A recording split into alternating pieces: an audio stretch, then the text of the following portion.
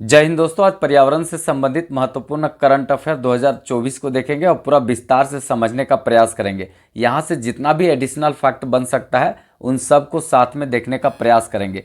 तो बहुत महत्वपूर्ण क्वेश्चन लिए हैं जो ज़्यादातर पूछे जाने की संभावना बनता है, मतलब कि वैसे क्वेश्चन को रखने का प्रयास किए हैं जो बहुत अच्छा है, मतलब कि इस बार पूछे जाने की पूरी संभावना बनता है। चाहे आप कोई भी एग्ज़ाम देंगे तो पर्यावरण का वेटेज आजकल बहुत ज़्यादा बढ़ गया है, तो यहाँ से अच्छा क्वेश्चन देखने को मिलेगा। तो चीज़ों को अच्छे से देखिएगा, लिखते चलिएगा, समझते चलिएगा और पूरी तरीक़ा से हम कोशिश करेंगे कि बस आप पढ़ते पढ़ते सब कुछ याद हो जाए। ठीक है, तो चलिए एक एक करके हम विस्तार से समझते हैं और पढ़ते हैं। ठीक है, तो पहला और बहुत इंपॉर्टेंट करंट अफेयर है। एक बात हम पहले बता देते हैं यहाँ पर कि टेलीग्राम से आप जाकर जुड़ सकते हैं। ठीक है, टेलीग्राम जो है विकास सिंघल ऑफिशियल है, वहीं पर पीडीएफ मिलता है, वहाँ पर टेस्ट भी लिया जाता है, तो आप वहाँ जा कर के जुड़ सकते हैं और उसका पूरी तरीक़ा से लाभ ले सकते हैं। ठीक है, चलिए पहला क्वेश्चन देखते हैं। गुरु घासीदास तिमोर पिंगला टाइगर रिजर्व किस राज्य में स्थित है? ये क्यों चर्चे में है इसके बारे में जानेंगे। गुरु घासीदास तिमोर पिंगला टाइगर रिजर्व, ठीक है, तो देखिए ये छत्तीसगढ़ में स्थित है। अब बात करेंगे ये चर्चे में क्यों आया है। तिमोर पिंगला टाइगर रिजर्व है, क्यों चर्चे में आया? क्योंकि ये जो है देश का देखा जाए तो 56वां टाइगर रिजर्व बना है। ठीक है, मतलब कि 56वां टाइगर रिजर्व ये बना है। कौन? तिमोर पिंगला टाइगर रिजर्व जो है गुरु घासीदास, ये आपका छत्तीसगढ़ में है, तो इसको याद रखेंगे। ठीक है, आप लोग बताएंगे एक 52वां जो है रामगढ़ विषधारी बना था, वो कहाँ पर है? वैसे हम ही बता देते हैं, वो राजस्थान में स्थित है। ठीक है, रणथंभौर कहाँ पर है आप लोग बताएंगे। ठीक है, और इसी तरह का जो है केवलादेव कहाँ पर है हमको बताइएगा आप लोग। ठीक है, देखिए यहाँ पर ये कितनावां बना है? तो 56वां टाइगर रिजर्व बना है। याद रखेंगे कौन? Guru Ghasidas Timor Pingla tiger reserve. ठीक है, ये छत्तीसगढ़ में स्थित है और इसके बारे में कुछ और यहाँ पर स्थिति बता देते हैं जो इम्पॉर्टेंट बनता है। देखिए छत्तीसगढ़ का देखा जाए तो कुल टाइगर रिजर्व जो है वो 4 है। कितने टाइगर रिजर्व हैं? 4 हैं। तो ये मतलब इम्पॉर्टेंट रहेगा, पूछ सकता है, क्योंकि तिमोर पिंगला टाइगर रिजर्व के बाद ये 4 हो गया है। ठीक है, नोट करके यहाँ इंपॉर्टेंट बात लिखे हैं, इसको देख लीजिएगा। भारत का तीसरा सबसे बड़ा टाइगर रिजर्व जो है वो आपको ये बना है गुरु घासीदास तिमोर पिंगला टाइगर रिजर्व, तीसरा सबसे बड़ा है।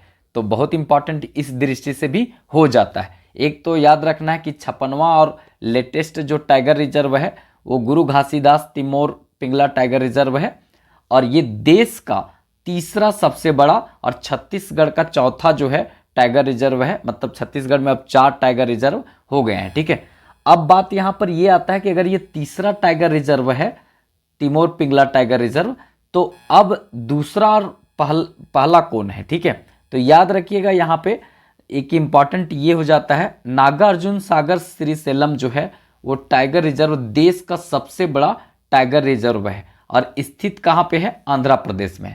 ठीक है, तो देश का सबसे बड़ा टाइगर रिजर्व है श्रीशैलम टाइगर रिजर्व है और ये कहाँ पर है? तो ये आंध्र प्रदेश में है। याद रखेंगे देश का सबसे बड़ा है। और देश का दूसरा सबसे बड़ा अगर पूछा जाए तो दूसरा सबसे बड़ा टाइगर रिजर्व कौन है? मानस टाइगर रिजर्व। और मानस टाइगर रिजर्व कहाँ पर स्थित है? असम में है। तो देश का दूसरा सबसे बड़ा टाइगर रिजर्व मानस टाइगर रिजर्व, देश का सबसे बड़ा टाइगर रिजर्व श्रीशैलम आंध्र प्रदेश। ठीक है, और ये मानस टाइगर रिजर्व कहाँ पे है? दूसरा वाला तो असम में है। ठीक है, तो आपसे ऐसे भी पूछेगा कि मानस टाइगर रिजर्व कहाँ पर है? असम में है। ठीक है, श्रीशैलम टाइगर रिजर्व कहाँ पे है? आंध्र प्रदेश में है। ठीक है, गुरु घासीदास तिमोर पिंगला टाइगर रिजर्व कहाँ पे है? तो ये आपका छत्तीसगढ़ में है। ठीक है, तो ये याद रखेंगे, 1 2 3 आपका यहाँ पर इंपॉर्टेंट रहेगा। ये सबसे बड़े टाइगर रिजर्व हैं। ठीक है, टाइगर जो है वो हमारा क्या है? तो देखा जाए तो राष्ट्रीय एनिमल है, मतलब कि देखा जाए तो राष्ट्रीय पशु है। याद रखेंगे। ठीक है, विश्व टाइगर दिवस कब मनाते हैं आप लोग कमेंट बॉक्स में लिखिएगा। ठीक है, टाइगर जो है हमारा राष्ट्रीय पशु है, तो कब उसका मनाते हैं दिवस, ये आप लोग बताएंगे। ठीक है, चलिए नेक्स्ट देखते हैं। ये सब एक क्वेश्चन था जिसमें कुछ एडिशनल फैक्ट बताएं, वो भी पूछे जाने की संभावना बनता है। अगर कंटेंट लगता होगा कि अच्छा है तो एक लाइक ज़रूर कर दीजिएगा, क्योंकि आप लोग का लाइक और चैनल सब्सक्राइब का इंतज़ार रहता है। अगर आप थोड़ा चैनल को सपोर्ट करेंगे तो हम सोच रहे हैं कि पूरी तरीक़ा से इंटरनेशनल नेशनल जितना भी करंट अफेयर है टॉपिक बाय टॉपिक बना दें। जैसे अभी इन्वायरमेंटल का बना रहे हैं, उसके बाद हम इकोनॉमिक्स का बनाएंगे, ठीक है। फिर उसके बाद जो है भारत में प्रथम, विश्व में प्रथम, महिला पुरुष, नियुक्ति उक्ति सब बनाएंगे, ठीक है। थोड़ा सा साथ दीजिए और मिल करके चलिए, हम आगे बढ़ाएंगे पूरी तरीक़ा से। चलिए नेक्स्ट और इम्पॉर्टेंट क्वेश्चन देखते हैं। इंटरनेशनल बिग कैट अलायंस, ठीक है, इंटरनेशनल बिग कैट अलायंस का मुख्यालय कहाँ होगा, ठीक है, कहाँ होगा? तो ये न्यू दिल्ली में होगा, ठीक है। इंटरनेशनल बिग कैट अलायंस, इसका मुख्यालय कहाँ होगा? तो ये नई दिल्ली में होगा। एक तो इंटरनेशनल सोलर अलायंस का मुख्यालय 2015 में जो है वो गुरुग्राम हरियाणा में बना हुआ है और एक मात्र है, लेकिन अब एक और इंटरनेशनल बिग कैट अलायंस का मुख्यालय नई दिल्ली में मतलब बनेगा, ये पूरी तरीक़ा से होगा, ठीक है। तो ये याद रखिएगा, मतलब दो दो इंटरनेशनल जो है संस्थान जो है एक प्रकार से यहाँ होगा, एक गुरुग्राम में तो है ही और ये दिल्ली में हो जाएगा, ठीक है। अब जो है इम्पॉर्टेंट क्यों है? बिग कैट मतलब समझ रहे हैं, बड़े काइट, मतलब जो घरवा मिलैया रहती है ना, वो घर वाला बिलैया को जो आजकल टॉनवा में सब लोग पोसता है, ठीक है, वो बिलैया नहीं, ओकरा छोड़ दीजिए। ओकर अलावे जो है ना बड़का बड़का बिलाई होता है, जैसे एगो चीता है, वो बिलाइये का बड़ी मौसी है, ठीक है। उसके बाद आप एगो देखेंगे लेपर्ड, ठीक है, वो भी पूरे तरीका से मतलब बिलाई का बड़ा रूप है। बाघ भी बिलाई का बड़ा रूप है। तो इस तरह का जो है ना सब देखिएगा तो बिलाइये का मौसी टाइप का है। तो बड़ी कुल मिला के मौसी मतलब हो गया कि बिलाई जो है छोटा, उससे मौसी मतलब बड़ी बड़ी, तो वही चीज़ है। तो कुल मिलाकर ऐसा स्थिति को हम बिग कैट अलायंस कहते हैं, यहाँ पर याद रखना है। इस प्रकार का देखेंगे तो पूरी तरीका से अगर बात करेंगे तो देश के प्रधानमंत्री के द्वारा इसका पूरा तरीका से अप्रूवल मिल गया है। देश के प्रधानमंत्री अप्रूवल कर दिए हैं, मतलब पास कर दिए हैं कुल मिलाकर। इसमें 7 प्रकार के काइट को शामिल किया गया है। वही हुआ जैसे बाघ हो गया, ठीक है। अब 7 तो काइट को याद रखने का मतलब है कि आप पहले कितना गर्लफ्रेंड थी, एक्स वाई जेड सबको याद करना, ये सब पूछता नहीं है, ठीक है। तो आपको केवल दिमाग में जैसे है ना कि अभी क्या बोले कि चीता हो गया, एक लाइपर्ड हो गया, फिर उसके बाद मतलब देखेंगे तो बाघ हो गया, इस तरह से 7 ठो है, उतना आपको याद रखने की जरूरत नहीं है। बस आपको याद रखना है कि इंटरनेशनल बिग कैट अलायंस का मुख्यालय नई दिल्ली में होगा और इंटरनेशनल सोलर अलायंस जो है, इंटरनेशनल सोलर अलायंस जो है इसका मुख्यालय गुरुग्राम हरियाणा में है, ये पहले ही से है, ठीक है। तो इसको भी याद रखने की ज़रूरत है, यहाँ से भी क्वेश्चन पूछा जा सकता है, ठीक है। देश के प्रधानमंत्री के द्वारा अप्रूवल मिलता है तो सब जान रहे हैं नरेंद्र दामोदर दास मोदी हैं देश के प्रधानमंत्री, ठीक है। अपने देश के द्वारा अप्रूवल मिला है, समझ रहे हैं, ठीक है। चलिए आगे देखते हैं। नेक्स्ट और इम्पॉर्टेंट क्वेश्चन ये रहेगा, मतलब भारत का पहला डॉल्फिन रिसर्च सेंटर कहाँ स्थापित किया गया है? भारत का पहला डॉल्फिन जो है रिसर्च सेंटर कहाँ स्थापित किया गया है? तो ये पटना में किया गया है, ठीक है। पटना में स्थापित किया गया है देश का पहला डॉल्फिन रिसर्च सेंटर। बिहार के जो मुख्यमंत्री है नीतीश कुमार, इनके द्वारा इसका उद्घाटन किया गया है। डॉल्फिन के बारे में कुछ इंपॉर्टेंट बात देख लेते हैं, ठीक है। यहाँ पर लिखा हुआ है डॉल्फिन का साइंटिफिक नेम क्या होता है? जिस डॉल्फिन को हम राष्ट्रीय जलीय जीव मानते हैं, उस डॉल्फिन को साइंटिफिक नेम क्या है? तो ये याद रखेंगे, प्लेटेनी स्टागेगेटिका। प्लेटेनी स्टागेगेटिका, प्लेटेनी स्टागेगेटिका साइंटिफिक नेम है किसका? डॉल्फिन का। तो ये याद रखिएगा क्योंकि ये पूछ सकता है राष्ट्रीय जलीय जीव हमारा कौन है, तो ये डॉल्फिन है। और जो डॉल्फिन का एक दिन जो है मनाने का बाद 5 अक्टूबर को किया गया है, मतलब 5 अक्टूबर को डॉल्फिन दिवस के रूप में मनाया जाता है। याद रखेंगे 5 अक्टूबर को यही ना मनाया जाता है। आप लोग भी बताइएगा, जो हम डेट बताएं कंफर्म है कि नहीं, केवल हाँ में हाँ नहीं भर देना है, मतलब कि सही बताना है कि ये है कि नहीं। तो राष्ट्रीय देखेंगे तो जलीय जी को एक प्रकार से यहाँ सम्मान देने की बात कहा गया है। आप लोग को यहाँ पर हम बता देते हैं कि जैसे 3-4 चीज़ याद रखना है। 2008 ईस्वी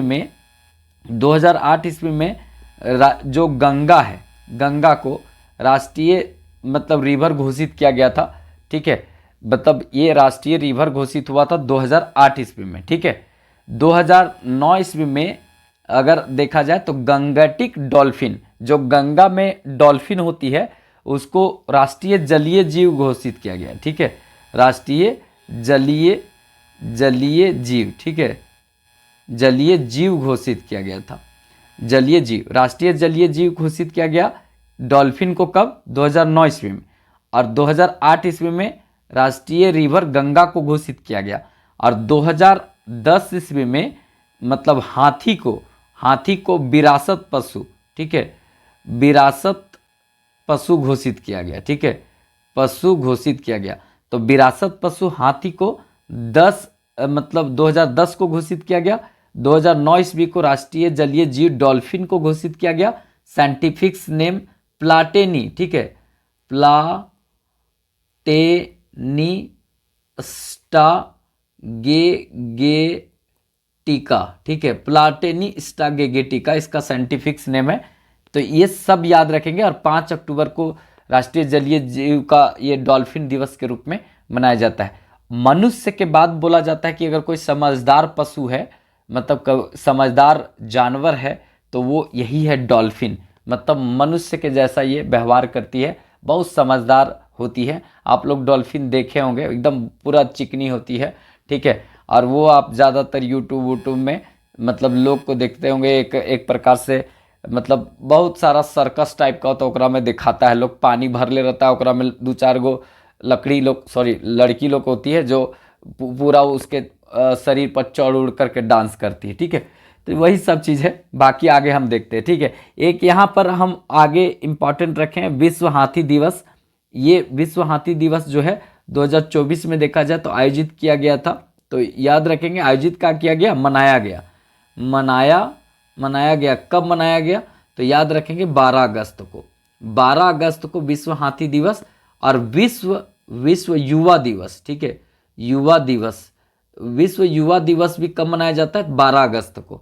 हाथी के समान युवा होते हैं, तो विश्व युवा दिवस 12 अगस्त को। और लेकिन राष्ट्रीय युवा दिवस, ठीक है, राष्ट्रीय युवा दिवस अगर पूछा जाए तो ये कब मनाया जाता है? तो ये 12, ठीक है, 12 जनवरी को। और ये स्वामी विवेकानंद का जन्मदिन होता है, उसी दिन को ये मनाया जाता है। तो इसको थोड़ा सा ध्यान में रखेंगे। ठीक है, तो हाथी दिवस 12 अगस्त को।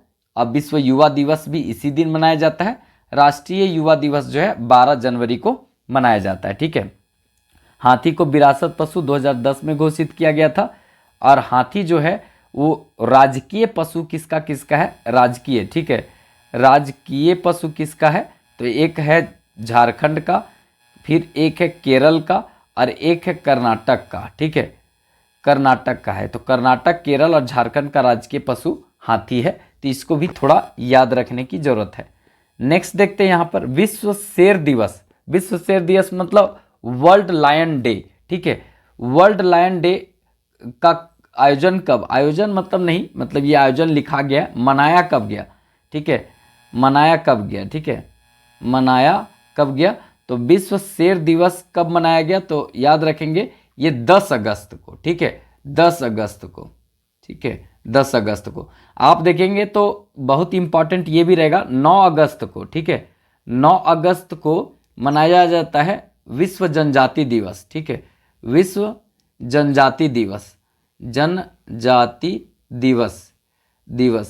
देखिए, जनजाति भी अपने आप में एक अलग पहचान रखते हैं। जंगल, पहाड़, पर्वत, पर्यावरण की सुरक्षा प्रदान करने का काम करते हैं।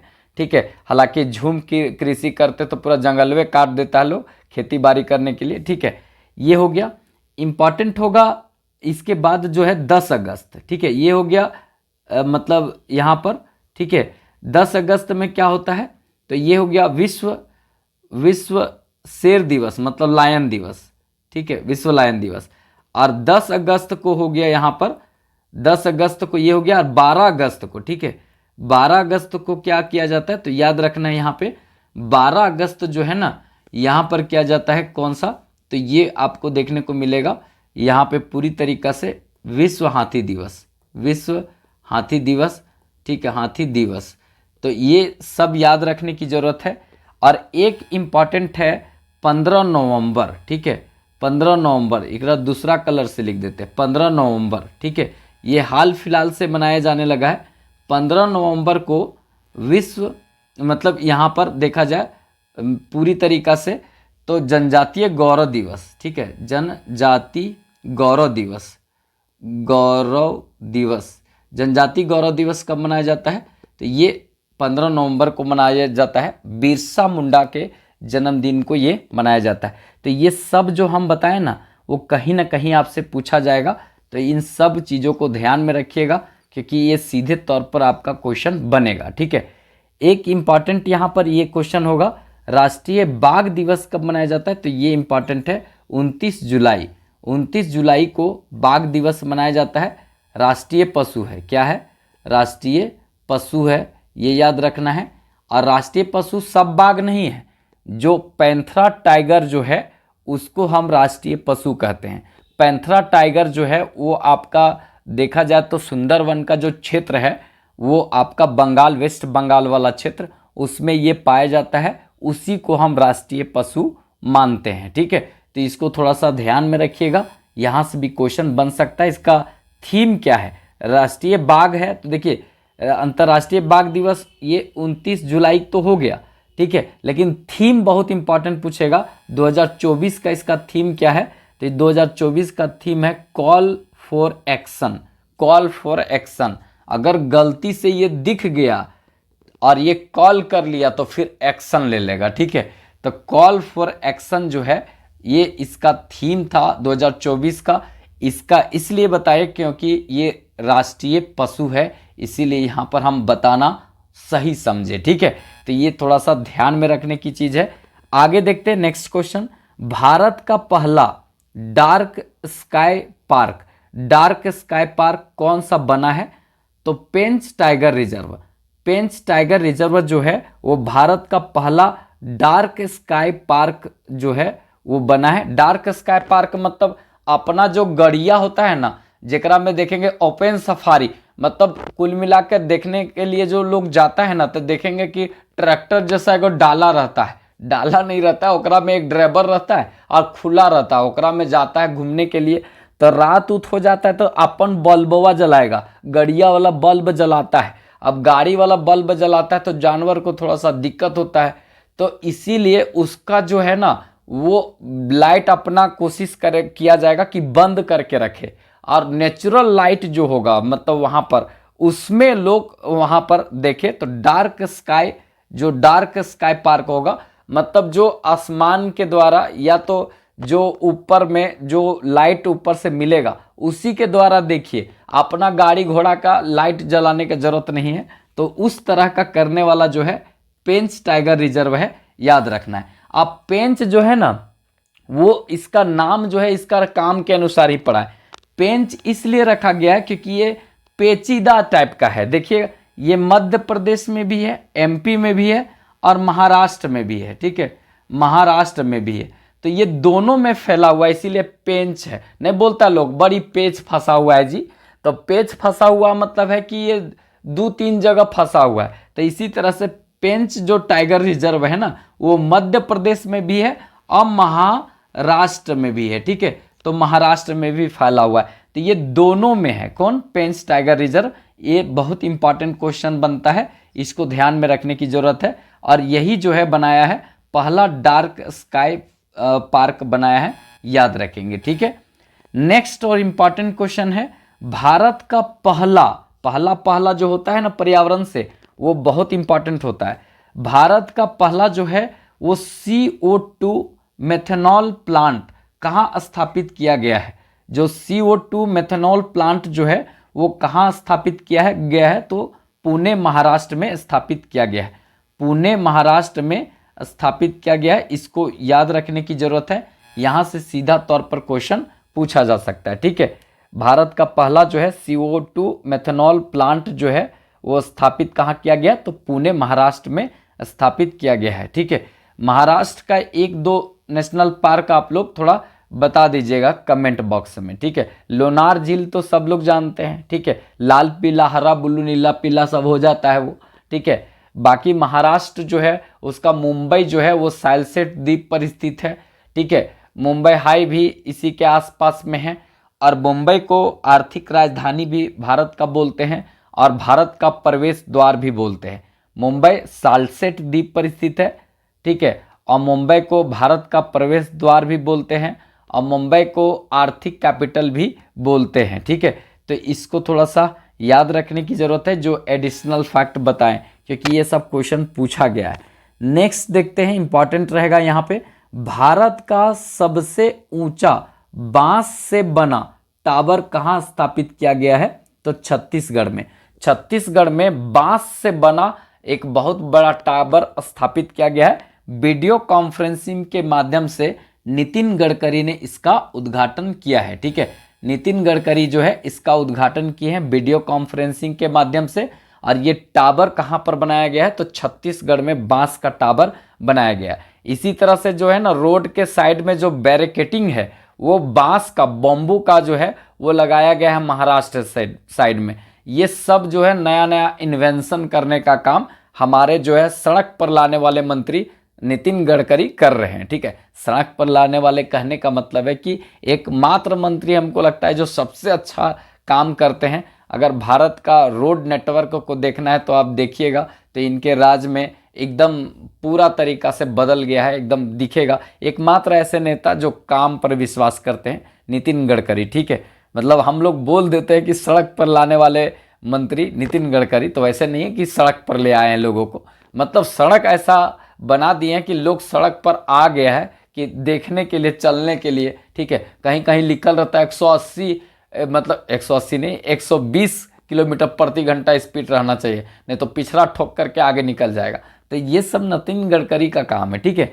तो कुल मिलाकर इन्होंने ही बांस का, बम्बू का एक टावर बनाया है। इसके पहले जो बैरिकेटिंग जो हुआ करता है, जो दोनों साइड रोड है, मतलब रोड है बीच में और दोनों साइड खाई है, तो उसके साइड में लगाया जाता है ना कि गाड़ी ना उलट जाए, तो वो बांस को लगाकर चेक किए ये महाराष्ट्र साइड में। तो इस तरह का बहुत सारा इनका काम चल रहा है। अभी तो मतलब आपका जो है देखा जाए तो पूरी तरीका से यहाँ पर मेथनॉल और ये सबसे जो है गैस से 4 व्हीलर चलने वाला भी लॉन्च कर रहे हैं। तो कुल मिलाकर इस तरह की स्थितियां बन रही है, ठीक है। नेक्स्ट और इम्पॉर्टेंट देखते हैं, देश का पहला ग्रीन हाइड्रोजन प्लांट जो है एयरपोर्ट कौन बना है, ठीक है। ग्रीन हाइड्रोजन प्लांट वाला एयरपोर्ट कौन बना है? कोचिन एयरपोर्ट। कोचिन एयरपोर्ट कहां पर है? केरल में है, ठीक है। केरल में कोचिन एयरपोर्ट है। यही जो है ग्रीन हाइड्रोजन प्लांट वाला पहला देश का एयरपोर्ट बना है, याद रखेंगे, ठीक है। केरल में देखा जाए तो केरल जो है सबसे ज़्यादा लिटरेसी रेट है, साक्षरता दर जो है सबसे ज़्यादा है। दूसरा जो है केरल में अनिश्चितकालीन बारिश होता है, ठीक है।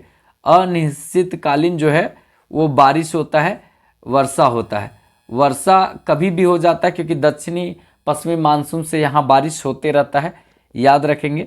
और लिंगानुपात, ठीक है, लिंगानुपात, ठीक है, ये सबसे ज़्यादा है।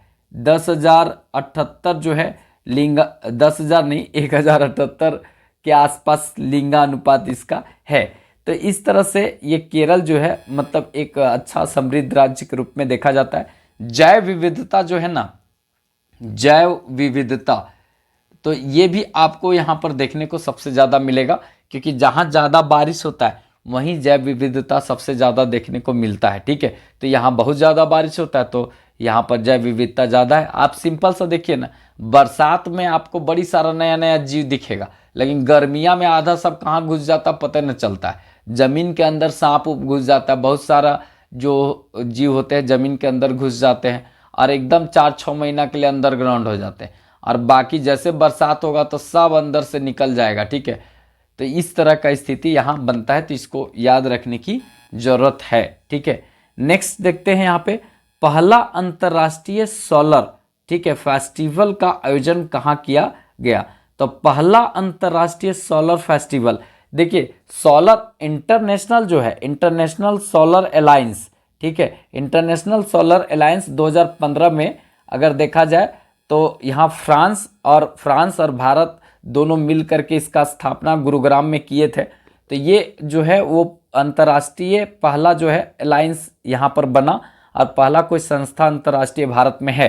तो अगर भारत में इंटरनेशनल सोलर अलायंस का पूरा जो है वो पूरा यहीं पर है सब कुछ, ठीक है, इसका मुख्यालय यहीं है, तो इसका मतलब है कि इसी के आसपास में इसका फेस्टिवल भी आयोजित किया जाएगा। तो पहला अंतर्राष्ट्रीय फेस्टिवल जो सोलर फेस्टिवल है उसका आयोजन जो है कहाँ किया गया है, नई दिल्ली में किया गया है। नई दिल्ली में किया गया है 5 से 6 सितंबर 2024 ईस्वी को ये कार्यक्रम किया गया है। तो याद रखेंगे, ये इंपॉर्टेंट क्वेश्चन बन सकता है क्योंकि इंटरनेशनल सोलर अलायंस यही गुरुग्राम आसपास में ही दिल्ली पड़ता है, तो यहीं पर है, याद रखेंगे। दिल्ली जो है वो देखा जाए तो एक प्रकार से मतलब रायसीना हिल जो पहाड़ी क्षेत्र में है, जो अरावली का ही हिस्सा है, उसी पर स्थित है, याद रखेंगे, ये इंपॉर्टेंट रहेगा। और दिल्ली का जो लुटियंस ने डिजाइन कराया था, लुटियंस लुटा दिया दिल्ली के ऊपर में पैसा, ठीक है, तो लुटियंस हो गया।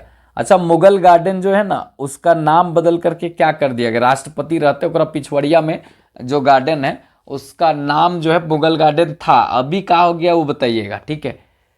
और किसका जो है कर्तव्य पथ हो गया है नाम, ये भी बताइएगा आप लोग, ठीक है। ये सब जरूरी है बताना, क्योंकि आप लोग भी बोलते रहिएगा तो ठीक रहेगा, हम भी बोलेंगे तो ये कोई बात नहीं हुआ। चलिए आगे देखते हैं। नेक्स्ट, मतलब international conference on green hydrogen का आयोजन कहाँ किया गया, ठीक है। International conference on green hydrogen का आयोजन कहाँ पर किया गया, तो ये भी नई दिल्ली में किया गया, ठीक है। ये दूसरा आयोजन था, international conference on green hydrogen का आयोजन नई दिल्ली में किया गया। सोलर अलायंस जो फेस्टिवल है इसका भी दिल्ली में किया गया, ठीक है, और दिल्ली में होगा। इसका उद्घाटन किसने किया है, तो नरेंद्र मोदी ने किया है, तो याद रखेंगे ग्रीन हाइड्रोजन, ठीक है। हाइड्रोजन जो होता है ना उसको भविष्य का ईंधन भी कहा जाता है, भविष्य का ईंधन हाइड्रोजन को कहा जाता है। सबसे हल्का गैस होता है लेकिन थोड़ा सा ज्वलनशील गैस होता है, इसीलिए इसको गुब्बारा उब्बारा में नहीं भरा जाता है, ठीक है। हीलियम उलियम को भरते हैं गुब्बारा में, इसको नहीं भरते क्योंकि, और इसको मतलब जो एरोप्लेन का टायर होता है उसमें भी नहीं भरते हैं, उसमें तो नाइट्रोजन भरते हैं। कहने का मतलब होता है ना कि अगर हम इसको भरेंगे तो ये स्पीड में एरोप्लेन उतरेगा चाहे उड़ेगा, तखन ये हवा जो है ना पूरा गर्म हो जाएगा, फट जाएगा, तो पता चलेगा दिक्कत में फट जाएगा। तो हाइड्रोजन हल्का है लेकिन ये ज्वलनशील होने के कारण इसको हम गुब्बारा में और एरोप्लेन का जो टायर होता है मतलब ट्यूब होता है उसमें नहीं भरते हैं, ठीक है। तो याद रखेंगे, इंपॉर्टेंट ये क्वेश्चन रहेगा। चलिए आगे देखते हैं। विश्व सतत विकास सम्मेलन का आयोजन कहाँ किया गया, तो ये भी नई दिल्ली में किया गया है। जगदीश जो धनखड़ है, जगदीश धनखड़, ये जो हमारे राष्ट्रपति हैं, उन्होंने इसका पूरी तरीका से एक प्रकार से उद्घाटन किया था, ठीक है। तो याद रहे, विश्व सतत विकास सम्मेलन का आयोजन कहाँ किया गया है, नई दिल्ली में किया गया है, ठीक है। और यह जो है वो 23वां संस्करण था। 23वां संस्करण मतलब एडिशन वही हुआ संस्करण, ठीक है। तो 23वां जो है वो संस्करण था, 23वां एडिशन था। मतलब जो जगदीश धनखड़ हैं उपराष्ट्रपति हमारे, उन्होंने किया था और ये नई दिल्ली में हुआ है विश्व सतत विकास सम्मेलन। देखिए देखिए सतत विकास लक्ष्य जो है ना, सतत विकास, ठीक है, विकास जो है सतत विकास लक्ष्य जो है वो देखा जाए तो 2015 ईस्वी में रखा गया था, ठीक है। कब रखा गया था, 2015 ईस्वी में। और ये जो है कब तक लक्ष्य है ये कि इसको सतत विकास लक्ष्य को प्राप्त करना, तो ये 2030 तक सतत विकास लक्ष्य के अंतर्गत 17 गोल को अचीव करना है, जैसे स्वास्थ्य, पानी, पेयजल, शिक्षा, भुखमरी से निदान, ठीक है, उसके बाद पर्यावरण की रक्षा, ठीक है, इस तरह का जो है ना। फिर उसके बाद मत्स्यन, ये सब की मतलब पूरा तरीका से देखा जाए तो 17 सस्टेनेबल डेवलपमेंट गोल निर्धारित किया गया है। और ये निर्धारण हुआ था 2015 में, लेकिन लक्ष्य जो है कि 2030 तक इसको पूरी तरीका से अचीव कर लेना है, प्राप्त कर लेना है, ठीक है। तो ये रखा गया है और ये यूनाइटेड नेशन ऑर्गेनाइजेशन इसका ये लक्ष्य है, ठीक है। मतलब विश्व संयुक्त सम्मेलन जो है ना, ये ऑर्गेनाइजेशन, विश्व संयुक्त ऑर्गेनाइजेशन जो एक प्रकार से संगठन है, संघ है, उसी का ये पूरी तरीके से आयोजन है, उसी का ये लक्ष्य है कि 2030 तक 17 सस्टेनेबल डेवलपमेंट गोल को प्राप्त कर लेना है। ठीक है, तो इसको थोड़ा सा ध्यान में रखना है। आगे देखते हैं ग्रीन ऑस्कर। ठीक है, green Oscar award, green Oscar किसको बोलते हैं, तो विटली गोल्ड अवार्ड। ठीक है, विटली गोल्ड जो है ना अवार्ड, इसी को ग्रीन ऑस्कर बोलते हैं। तो ये भी क्वेश्चन पर्यावरण से पूछता है कि विटली अवार्ड किसको बोलते हैं, तो ग्रीन ऑस्कर को विटली अवार्ड बोलते हैं। 2024 में किसको दिया गया है, तो पूर्णिमा देवी बर्मन, पूर्णिमा देवी बर्मन को ये दिया गया है। असम की रहने वाली है, असम की रहने वाली पूर्णिमा देवी बर्मन को ये दिया गया है ग्रीन विटली अवार्ड। ठीक है, ये ग्रीन ऑस्कर अवार्ड, इसको विटली अवार्ड भी कहते हैं, याद रखेंगे। ठीक है, यहाँ पर जो है वो ये इम्पॉर्टेंट है, लेकिन एक बार देख लेंगे। यहाँ थोड़ा सा नाम हम लगता है गड़बड़ लिख दिए हैं। आप लोग बताइएगा कि किसको बचाने के लिए। ठीक है, हरगिला जो है नहीं, हरगिला को बचाने के लिए नहीं है, यहाँ हरगिला की जगह पर कुछ और होना चाहिए। आप लोग कमेंट बॉक्स में बताइएगा कि किसको बचाने के लिए पूर्णिमा देवी बर्मन को विटली अवार्ड दिया गया है। ठीक है, ग्रीन ऑस्कर जिसको कहा जाता है, किसको दिया गया है, आप लोग कमेंट बॉक्स में बताइएगा। एक और अवार्ड है यहाँ पे गोल्ड मैन। ठीक है, environmental award, gold man environmental award 2024 किसे दिया गया है, तो याद रखेंगे आलोक शुक्ला। ठीक है, आलोक शुक्ला को दिया गया, भारत के हैं, मतलब एशिया से नॉमिनेट हुआ था वो व्यक्ति थे भारत के। ठीक है, और वो कौन है, आलोक, मतलब आलोक जो है शुक्ला। और ये VVI इंपॉर्टेंट क्वेश्चन होगा, VVI इंपॉर्टेंट होगा। ठीक है, गोल्ड मैन देखेंगे, गोल्ड मैन इन्वायरमेंटल अवार्ड 2024 ये दिया गया है आलोक शुक्ला को, भारत के हैं, एशिया से नॉमिनेट हुए थे। और एशिया से जब नॉमिनेट हुए तो भारत के निकले ये आलोक मतलब शुक्ला, याद रखना है। और सबसे इंपॉर्टेंट इसलिए बोले क्योंकि गोल्डमैन जो यहाँ पर इन्वायरमेंटल प्राइज है, ठीक है, उसको कहते हैं ग्रीन। ठीक है, ग्रीन ऑस्कर। ठीक है, ग्रीन ऑस्कर बोलते हैं कि ग्रीन नोबेल बोलते हैं। ठीक है, ग्रीन नोबेल बोलते हैं, आप लोग बताइएगा। ठीक है, ये आप लोग बताइएगा। ठीक है, यहाँ से भी क्वेश्चन पूछा जा सकता है। चलिए नेक्स्ट देखते हैं, ये इंपॉर्टेंट रहेगा, वर्ल्ड एयर क्वालिटी रिपोर्ट। ठीक है, वर्ल्ड एयर क्वालिटी रिपोर्ट। ठीक है, वर्ल्ड एयर क्वालिटी रिपोर्ट 2023। ये रिपोर्ट जो है ना, अगर देखा जाए तो ये रिपोर्ट जो है ये आया तो अभी है। ठीक है, ये रिपोर्ट 2024 में आया है, लेकिन 23 का। ठीक है, तो ये इंपॉर्टेंट आपके लिए रहेगा क्योंकि अभी आया है, तो 2024 में आप पढ़ रहे हैं तो यही पढ़ने को मिलेगा, तो इसको ध्यान में रखना है। सबसे पहले ये रखना है कि जारी कौन करता है। ठीक है, स्विस ऑर्गेनाइजेशन IQ एयर ये जारी करती है, ये इंपॉर्टेंट है, याद रखना है। इसके बाद जो है विश्व का सबसे प्रदूषित राजधानी। ठीक है, अगर कैपिटल अगर कभी पूछे कि सबसे प्रदूषित कैपिटल कौन सा है, तो ये नई दिल्ली। ठीक है, दिल्ली जो है विश्व का सबसे प्रदूषित राजधानी जो है वो दिल्ली है। और ये एक के बार नहीं, एक पहले से भी 4 बार से मतलब यही सबसे प्रदूषित राजधानी है। मतलब कि यहाँ पर देखेंगे तो सरकार जो है वो पेड़ पर जब धूल गर्दा पड़ जाता है तो उस पर पानी छिड़काव करके और उसको पूरी तरीक़ा से साफ करता है लोग। और उसके बाद पूछता है लोग कि ऐसा काहे कर रहे हैं, तो लोग बोलता है कि सूर्य का किरण पड़ेगा, फिर उसके बाद जो है क्रोमोप्लास्ट पे जाएगा, फिर उसके बाद खाना बनाएगा, पेड़ पौधा ज़्यादा ऑक्सीजन छोड़ेगा। और लेकिन पेड़ पौधा ज़्यादा लगाएगा नहीं।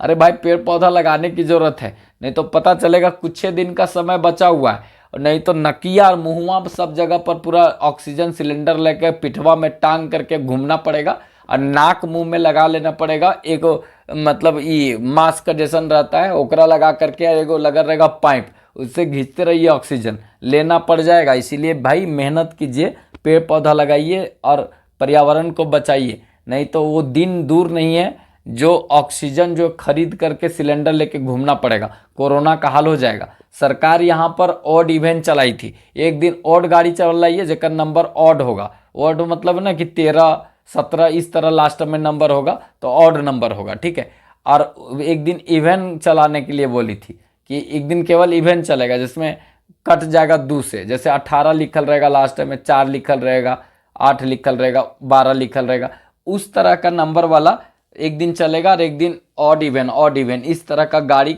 चलाई थी, लेकिन कोई सक्सेसफुल ज़्यादा नहीं हुआ। तो ये पर्यावरण के लिए एक बहुत बड़ा क्षति है, इसको सुधारने की ज़रूरत है, पेड़ पौधा लगाने की ज़रूरत है, ठीक है। और राजधानी क्षेत्र में ये कंडीशन देखने का मतलब ये बहुत ख़राब बात है कि हमारी राजधानी सबसे प्रदूषित है पूरी तरीक़ा से। लेकिन ओवरऑल में बोले तो ओवरऑल में जो है ना वो पूरा तरीक़ा से बांग्लादेश पहला स्थान पर है, याद रखेंगे। पाकिस्तान जो है वो दूसरा स्थान पर है प्रदूषित शहर में, ठीक है, मतलब प्रदूषित देश में। और तीसरा नंबर पर सबसे प्रदूषित है कौन, तो ये भारत। मतलब कि बाप बेटा नाती पोता को छोड़ा नहीं है, सब यही सब टॉप लिस्ट में। देखिए मतलब अगर देखा जाए तो नाती जो है ना सबसे तेज निकला, सबसे प्रदूषित नाती। देखिए बाप जो है ना वो जो है भारत है, वो तीसरा नंबर पर सबसे प्रदूषित है पूरा देश, पूरा दुनिया में, ठीक है। उसके बाद इसका बेटा बोला हम तो कम तो नहीं रहेंगे ना, तो पाकिस्तान दूसरा सबसे प्रदूषित देश है पूरा विश्व में। और नाती जो है वो आपका मतलब नाती नहीं बोलिए तो इसका मतलब पोता बोल सकते हैं, तो ये बांग्लादेश है जो तीसरा सबसे मतलब तीसरा नहीं पहला जो है प्रदूषित है। मतलब कि जैसे जैसे पीढ़ियां बढ़ी है लोग एडवांस हो गया है, तो यहाँ भी वही है, बांग्लादेश नाती पोता है तो वो सबसे पहले नंबर में सबसे प्रदूषित है। बेटा जो है पाकिस्तान भारत का है मान लेते हैं, तो भारत जो है मतलब पाकिस्तान जो है यहाँ पर दूसरा सबसे पोल्यूटेड है, और तीसरा जो है वो भारत सबसे पोल्यूटेड है पूरा देश में। मतलब ये याद रखेंगे ओवरऑल में बताए, तो ये सब याद रखने की जरूरत है। नेक्स्ट यहाँ पर देखते हैं विश्व, दूसरा पेन ले लेते हैं। देखिए विश्व हाइड्रोजन सम्मेलन, ठीक है, विश्व हाइड्रोजन सम्मेलन 2024 का आयोजन कहाँ किया गया, तो रोटरडम नीदरलैंड, ठीक है। रोटरडम नीदरलैंड जिसको पहले हॉलैंड के नाम से भी जाना जाता था, यही हॉलैंड है जिसके साथ में 1928 ईस्वी में ओलंपिक जो हुआ था उसमें पूरी तरीक़ा से हम जो है वो जीते थे, और पूरा तरीक़ा से गोल्ड मेडल पहला लाने का काम हॉकी में भारत किया था। इसे यही नीदरलैंड हॉलैंड में अगर देखा जाए तो पूरा तरीक़ा से मतलब ये यही है नीदरलैंड हॉलैंड, जो नीदरलैंड को ही हॉलैंड के नाम से जानते हैं। और ये रोटरडम नीदरलैंड में विश्व हाइड्रोजन सम्मेलन 2024 का आयोजन किया गया है। तो इसको थोड़ा सा याद रखने की जरूरत है, यहाँ से सीधे तौर पर क्वेश्चन पूछा जाएगा। आप लोग को बताना है सबसे पहला कहाँ पर वर्षा हुआ था, अम्ल वर्षा। ये सब लोग आप लोग कमेंट बॉक्स में जरूर बताइएगा, क्योंकि ये सीधे तौर पर क्वेश्चन आपसे पूछा जा सकता है। विश्व जैव विविधता दिवस, विश्व जैव विविधता दिवस जो है वो कब मनाते हैं, तो 22 मई को, ठीक है, 22 मई को विश्व जैव विविधता दिवस मनाते हैं। विश्व प्रकृति दिवस, ठीक है, पृथ्वी दिवस इसी को कहते हैं। विश्व पृथ्वी दिवस जो है वो कब मनाया जाता है, तो 22 अप्रैल को, ठीक है, 22 अप्रैल को जो है वो हम क्या मनाते हैं, तो याद रखेंगे। तो 22 अप्रैल को हम यहाँ पे विश्व प्रकृति दिवस या विश्व पृथ्वी दिवस मनाते हैं, क्योंकि रियो डी जनेरियो जो है ना वहाँ पर 1992 में एक सम्मेलन हुआ था रियो डी जनेरियो में।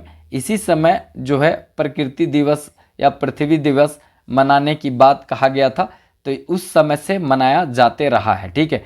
और यही पृथ्वी दिवस सम्मेलन जो हुआ था 1992 में रोटरडम में, वहीं से एक चला था UFCCC, ठीक है। ये बताइएगा, इसी का एक पार्ट है, ये क्या है आप लोग बताइएगा, ठीक है।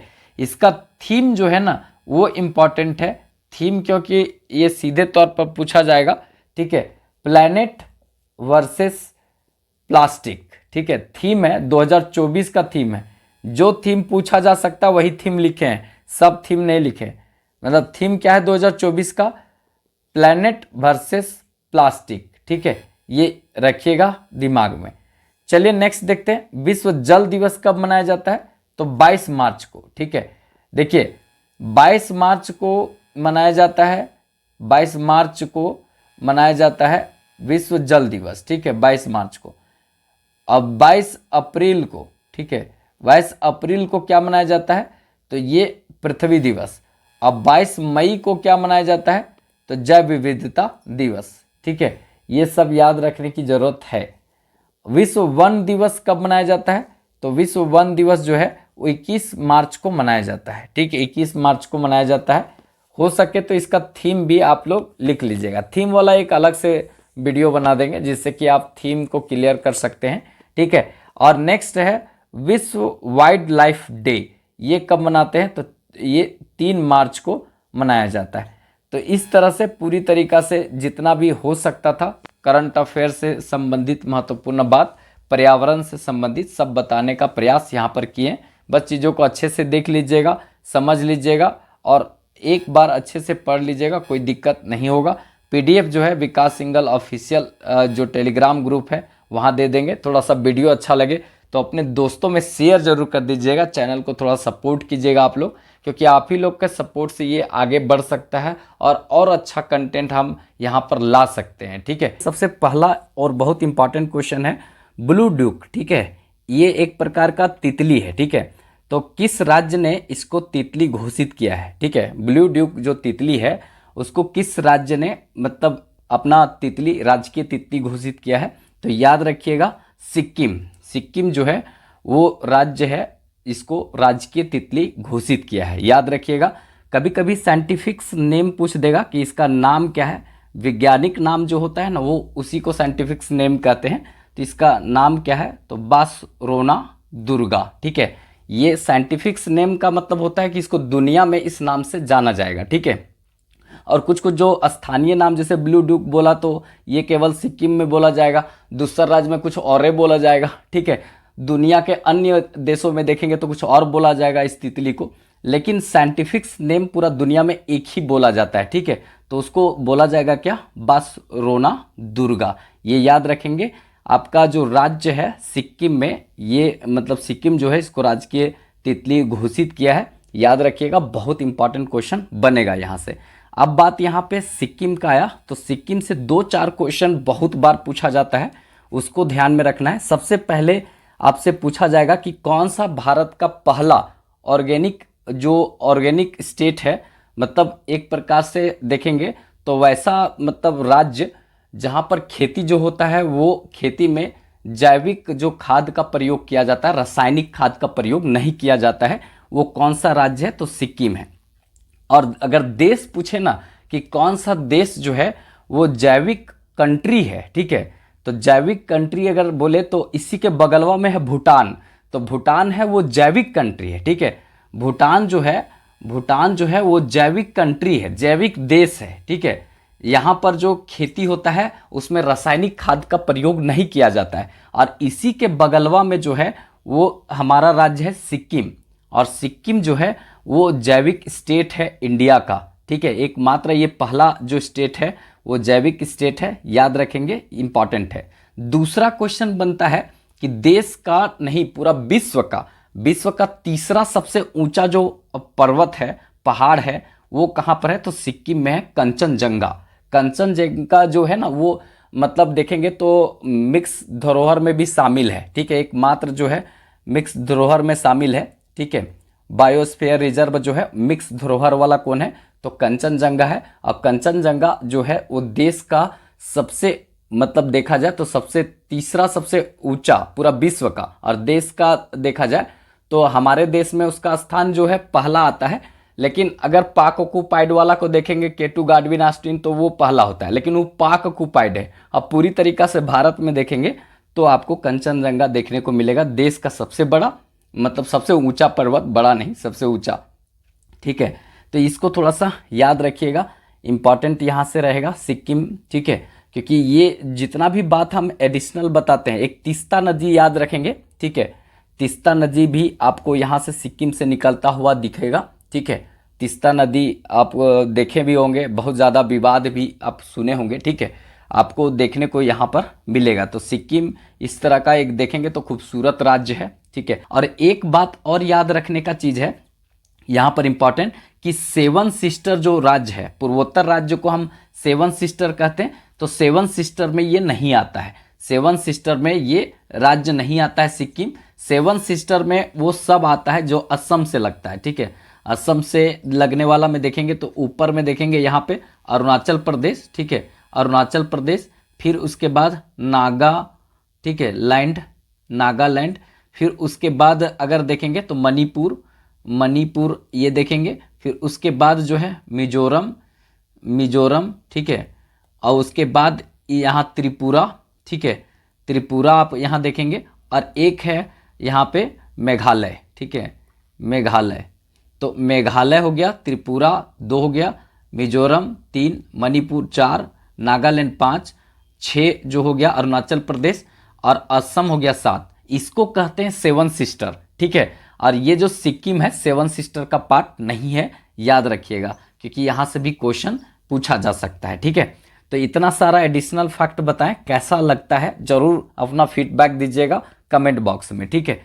नेक्स्ट देखते हैं आगे, इंपॉर्टेंट क्वेश्चन होगा, ये सब लिखते चलिएगा, सब क्वेश्चन सीधे सीधे तौर पर पूछा जाएगा, ठीक है।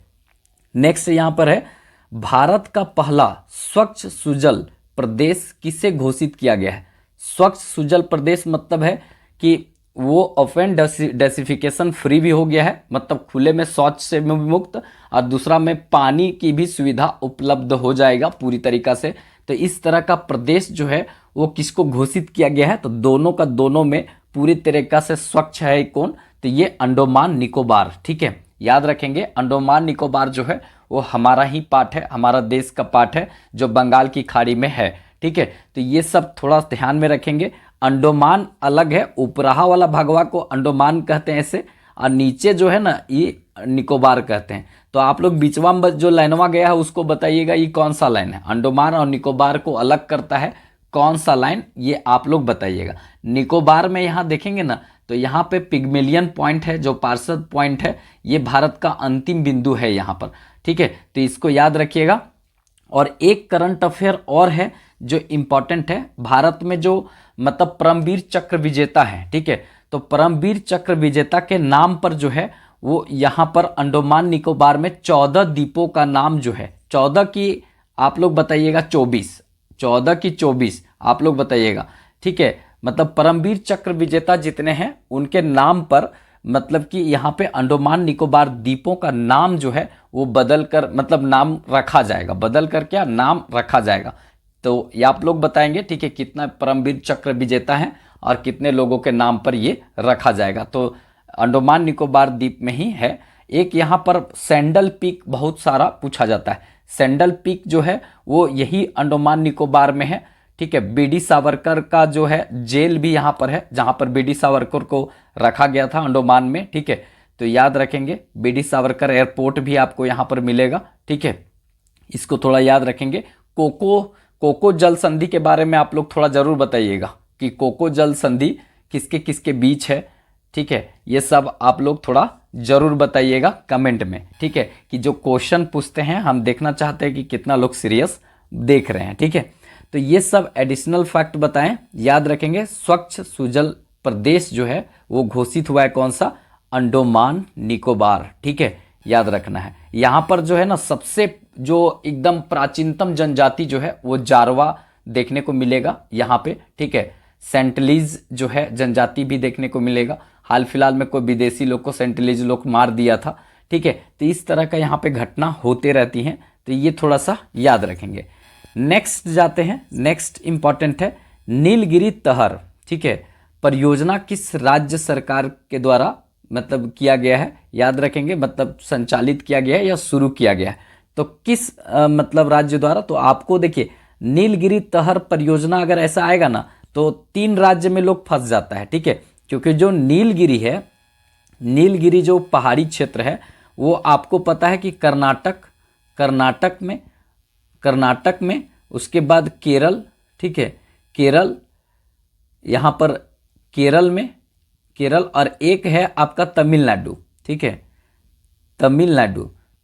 तो ये 3 में फैला हुआ है, तो यही तीनों में फंस सकते हैं। और गलती से इत्तेफाक से सब यही तीनों ऑप्शन दिख गया तो आप तो फंस जाएंगे कि नीलगिरी तहर परियोजना कहाँ पे चालू किया है, किस गवर्नमेंट ने चालू किया है।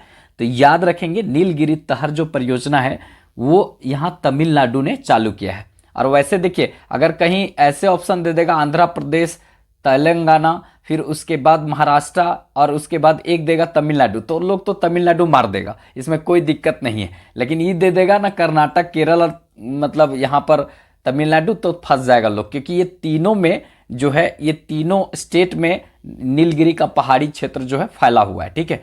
तो यहाँ पर दिक्कत होता है, लेकिन याद रखेंगे तमिलनाडु सरकार के द्वारा नीलगिरी तहर परियोजना चालू किया गया है, ठीक है। और नीलगिरी जो है ना, ये देख रहे हैं भारत, यहाँ पर देखेंगे तो ये जो आपका पूर्वी तट है और ये पश्चिमी तट है, तो पूर्वी तट और पश्चिमी तट को जोड़ता है कौन, तो याद रखेंगे पूर्वी तट और पश्चिमी तट को जोड़ने का काम करता है कौन सा, नीलगिरी पहाड़।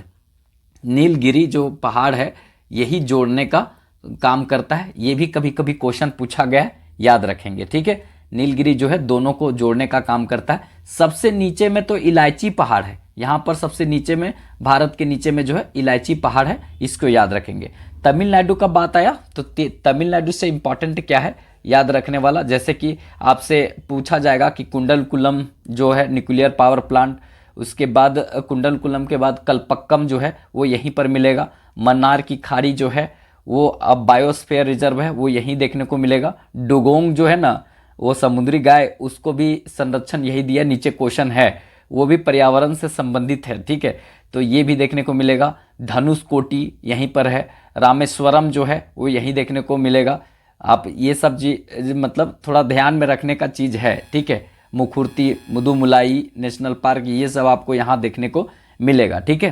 तो देखिए नीलगिरी जो तहर है उसको IUCN की सूची में जो है इसको लुप्त प्राय घोषित किया गया है, तो याद रखेंगे लुप्त प्राय मतलब कि ये विलुप्त के कगार पर है, ऐसा इसको घोषित किया गया है, याद रखेंगे। तो इसको संरक्षण की जरूरत है। ये तो आपको तमिलनाडु का राजकीय पशु भी है ये, ठीक है, नीलगिरी तहर, तो इसको याद रखेंगे।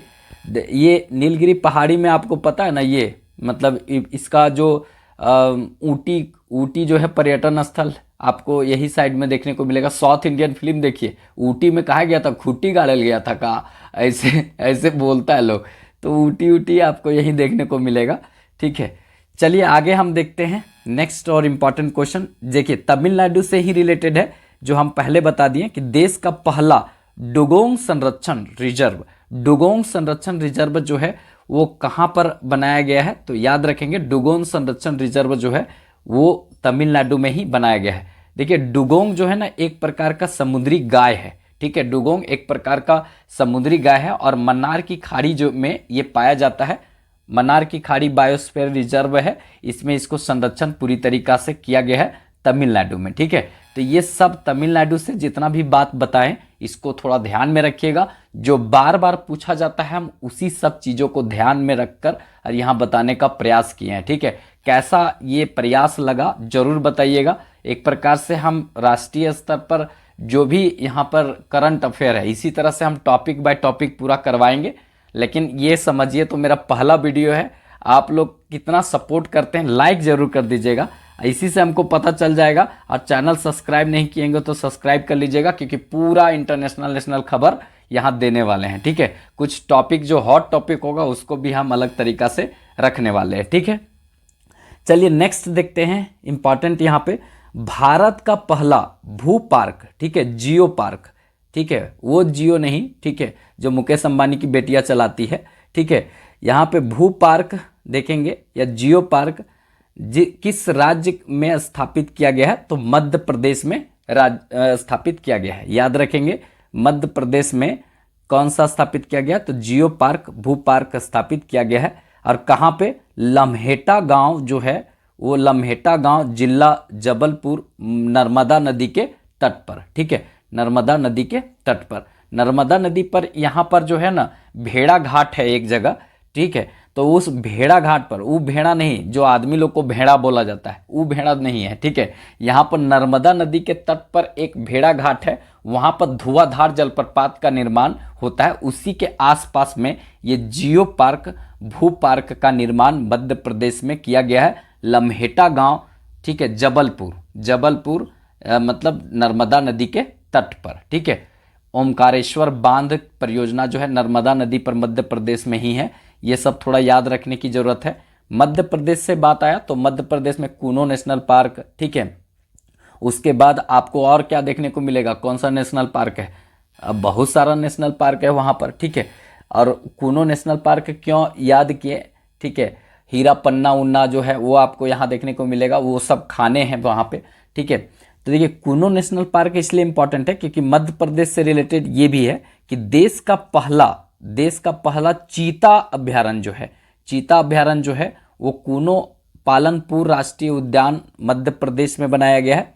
यहाँ पर जो नामीबिया जो देश है इससे 8 चीता लाया गया था, ठीक है, 8 चीता लाया गया था और अफ्रीका से 12 चीता लाकर यहाँ पे रखा गया है। तो अफ्रीका से 12 चीता लाया गया है, लेकिन अफ्रीका बोला कि हम 100 गो चीता देंगे, ठीक है, 100 चीता हमारे यहाँ से ले जाइए, आराम से रखिए, कोई दिक्कत नहीं है।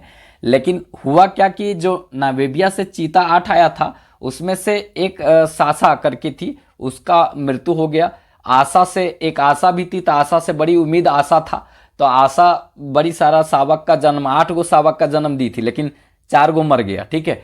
तो वो मरने का कारण, अब जैसे नामीबिया का जैसा एटमॉस्फेयर है, जैसा वहाँ पर वातावरण है, वैसा यहाँ पर हो सकता है उस तरह से एकदम सेम टू सेम नहीं मिल पाया होगा, और उस तरह से वहाँ पर खाने की जो सुविधा होगा यहाँ नहीं मिल पाया होगा, इसलिए इस तरह से मतलब आसानी से एटमॉस्फेयर में नहीं ढल पाया होगा, इसीलिए मृत्यु हो गया। तो कुल मिलाकर एक सासा तो मर गई, आशा है 8 को जन्माई, मतलब जन्म दी बच्चा, तो उसमें से 4 को बचा, ठीक है। तो 12 इधर है, तो बहुत सारा मर भी गया, लेकिन धीरे धीरे कोशिश किया जा रहा है कि देश में एक ऐसा हो कि चीता के लिए स्पेशल अभ्यारण्य हो, यहाँ पर जो हिरन उरन बड़ी सारा खाने के लिए, इसीलिए यहाँ पर बनाया गया है, ठीक है। तो देश का पहला चीता अभ्यारण्य कूनो नेशनल पार्क जो पालनपुर राष्ट्रीय उद्यान के नाम से है, ये यहाँ पर है। तो इसके बारे में हम बता दिए। अफ्रीका से भी चीता लाया गया है और नामीबिया से भी लाया गया है। अफ्रीका तो 100 गो बोला है, लेकिन 12 गो अभी तक लाया, अब धीरे धीरे आ रहा है, लेकिन आ रहा है और मर रहा है तो दिक्कत है ना, इसीलिए लोग पहले ये सोच ले कि बताना कैसे है, ठीक है। चीता तो हमारे देश में पहले था, लेकिन आप लोग बताइए कब खत्म हो गया था, ठीक है। नेक्स्ट देखते हैं, इंपॉर्टेंट रहेगा यहाँ पर, देश का सबसे बड़ा पवन और सौर ऊर्जा संयंत्र देश का जो है वो किस राज्य में स्थापित किया गया है, तो याद रखेंगे राजस्थान। वैसे भी सौर ऊर्जा का बात होगा तो कहाँ पर लगेगा, पवन ऊर्जा, सौर ऊर्जा, देखिए पवन ऊर्जा जो है ना वो समुद्री तट वाले राज्यों के बीच में भी लग सकता है, लेकिन जो है सौर ऊर्जा वहीं पर अच्छा लगाया जा सकता है जहाँ पर 365 दिन में ज़्यादातर दिन जो है सूर्य एकदम एकदम निठल्ला टाइप का एकदम ऊपर खड़ा रहता है और आग बबूला होते रहता है नीचे वाले लोग पर। बोला जाता है ना कि राजस्थान जब धूप और पसीना, मतलब धूप से पूरा तरीका से अंगारों से एकदम लेस हो जाता है, पूरा अंगारा भर जाता है वहाँ पर, एकदम लोग वहाँ मरने लगता है गर्मी से, तब पूरा भारत को जो है ना वहाँ पर प्यास से लोग मरता है तो पूरा भारत को पानी मिलता है, क्योंकि जो है निम्न वायु दाब का क्षेत्र वहीं पर बनता है, ठीक है। तो देश में देखा जाए तो सौर ऊर्जा मतलब एकदम सूर्य जो है ना एकदम एकदम निरंकुश होकर के राजस्थान पर एकदम दिन रात करके, एकदम रात में तो नहीं दिन में पूरा तरीका से एकदम खुला रहता है, ठीक है। तो वो स्थिति जो है वहीं पर सौर ऊर्जा लगाया जा सकता है। तो सौर ऊर्जा संयंत्र देश का जो लगाने का, स्थापित करने का बात जो है वो राजस्थान में हुआ है, तो याद रखिएगा, इंपॉर्टेंट है। वैसे गुरुग्राम के क्षेत्र में इंटरनेशनल सोलर एजेंसी भी है, अलायंस भी है जो हमारे यहाँ है। एकमात्र सौर ऊर्जा अंतर्राष्ट्रीय स्तर का जो कोई एजेंसी का या कोई मतलब संस्थान हमारे यहाँ है तो गुरुग्राम में है, जो हरियाणा के क्षेत्र में, वो सौर ऊर्जा से ही संबंधित है, याद रखिएगा, ठीक है। और सौर ऊर्जा के क्षेत्र में हमारा देश बहुत अच्छा काम कर भी रहा है। सौर ऊर्जा और पवन ऊर्जा में हमारा देश का स्थान क्या है, ठीक है। देखिए पवन ऊर्जा में देश का स्थान बताना है, ठीक है। और सौर ऊर्जा में हमारा देश का स्थान क्या है, स्थान जो है क्या है, ये आपको बताना है, ठीक है, ये आपको बताना है। हमारा ये फर्स्ट वीडियो है नेशनल इंटरनेशनल करंट अफेयर का। अगर आप लोग का प्यार सपोर्ट मिलेगा तो हम इसको कंटिन्यू टॉपिक बाय टॉपिक रखेंगे और कोशिश करेंगे कि एडिशनल फैक्ट ज़्यादा से ज़्यादा हम रख सकें। वो आप लोग पर डिपेंड करता है कि आप लोग इसको कितना साथ देते हैं, कितना बढ़ाते हैं, ठीक है। चलिए आगे देखते हैं। यहाँ पर ये दोनों बताइएगा, पवन ऊर्जा के क्षेत्र में हमारा देश का स्थान और सौर ऊर्जा का क्षेत्र में हमारे देश का स्थान पूरा विश्व में कितना है।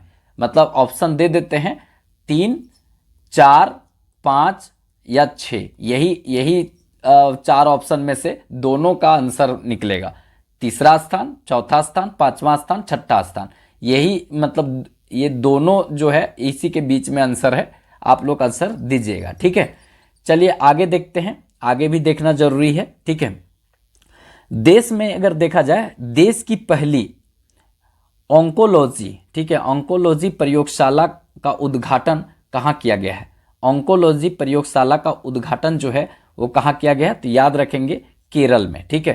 केरल में देश का मतलब ऑन्कोलॉजी प्रयोगशाला का उद्घाटन किया गया है। ये ऑन्कोलॉजी जो प्रयोगशाला है वो कैंसर निदान सेवा के लिए, मतलब ये पहला जो है ऑन्कोलॉजी प्रयोगशाला है, याद रखेंगे, कैंसर के निदान के लिए। क्योंकि कैंसर का जो मरीज देखा जाए ना, तो इंडिया में सबसे ज़्यादा कैंसर का मरीज आपको देखने को मिलेगा। इसीलिए जो रतन टाटा, आप लोग को पता है, जो रतन टाटा 1937 ईस्वी में इनका जन्म हुआ था, और 2024 ईस्वी में एक रत्न जो हमने खोया है, 2024 ईस्वी में इनका निधन हुआ। ये पूरे भारत के अंदर अगर देखा जाए तो टाटा ट्रस्ट के द्वारा सबसे ज़्यादा कैंसर हॉस्पिटल चलाया जाता है। असम में हाल फिलहाल में जो है वो बहुत बड़ा एक कैंसर हॉस्पिटल असम को दिया गया था, इसीलिए असम ने इसको असम वैभव सम्मान भी रतन टाटा को दिया था, ठीक है। महाराष्ट्र सम्मान 2023 में उनको मिला था। तो कुल मिलाकर रतन टाटा मतलब ये कैंसर के क्षेत्र में इनका जो ट्रस्ट बहुत ज़्यादा काम किया, वैसे बहुत सारे क्षेत्र में काम किया, लेकिन कैंसर के क्षेत्र में स्पेशल रतन टाटा का बहुत सारा हॉस्पिटल है। लास्ट जाते जाते तो वो जानवरों के लिए भी हॉस्पिटल देकर गए थे। तो ये एक महान रत्न थे रतन टाटा, 1937 में जन्मे थे, 2024 तक ये मतलब रहे, ठीक है। और मतलब बोला जाता है ना कि मुकेश अंबानी अरबों खरबों कमाया, ठीक है, अडानी ने अरबों खरबों कमाया, और इन्होंने जो मतलब रतन टाटा ने मतलब अरबों खरबों देश के लिए दान दिया। मतलब ऐसे महान व्यक्तित्व थे रतन टाटा। ये आप लोग सब जानते हैं और इनका जीवन परिचय जानना चाहिए। वैसे हम इनके बारे में डिटेल वीडियो दिए हैं, ठीक है। तो ये कैंसर निदान के लिए ऑन्कोलॉजी प्रयोगशाला देश का पहला जो है वो केरल में बना है। और केरल में पेरियार नेशनल पार्क याद रखेंगे, ठीक है। ये बार बार पूछता है, पेरियार नेशनल पार्क जो है केरल में है। केरल में अनिश्चितकालीन बारिश होता है, मतलब कभी भी बारिश हो जाता है, क्योंकि जो आप देखेंगे अरब सागर में कभी भी तूफान उठेगा वहाँ पर बरस जाता है, ठीक है। तो केरल जो है देखेंगे तो सबसे ज़्यादा जैव विविधता जो है मालाबार तट पर देखने को मिलेगा, क्योंकि मालाबार तट जो है वो केरल के क्षेत्र में ही पड़ता है। यहाँ पर अनिश्चितकालीन बारिश होता है, ठीक है। जैव विविधता सबसे ज़्यादा भारत में इसी क्षेत्र में देखने को मिलेगा, ठीक है। और केरल में लिटरेसी रेट, साक्षरता दर सबसे ज़्यादा है, और लिंगानुपात भी, ठीक है, लिंगानुपात भी यहाँ देखने को मिलेगा। 1084 महिलाओं पर 1000 पुरुष है। अब बोलिए अगर देखेंगे ना तो यहाँ पर 84 को लड़का का ब्याह नहीं होगा, क्योंकि 84 लड़की का ब्याह नहीं होगा, क्योंकि बात होता है कि 1000 लड़का ब्याह करेगा 1000 लड़की के साथ, तो 84 लड़की कहाँ जाएगी। लेकिन ये बात हम ऐसे बता रहे हैं, लेकिन रियल में ये सही डाटा है। कहने का मतलब देश में देखा जाए तो लिंगानुपात इस तरह का नहीं है। 1000 अगर पुरुष है तो 1000 पुरुष है, तो हमारे देश में देखेंगे तो कहीं कहीं आपको लिखा हुआ मिलेगा 949 या 948 कहीं आपको मिलेगा, ये महिलाएं हैं, ठीक है। तो इसका मतलब है कि महिलाओं की संख्या पुरुषों से कम है। लेकिन केरल ऐसा राज्य है जहां पर लिटरेसी रेट भी बहुत अच्छा है, देश में सबसे ज़्यादा लिटरेसी रेट है, साक्षरता दर है। उसके बाद जो है ना महिलाओं का अगर देखा जाए तो महिलाओं का संख्या भी मतलब यहाँ पर सबसे ज़्यादा है पुरुषों के तुलना में पूरा देश में, ये याद रखेंगे, ठीक है।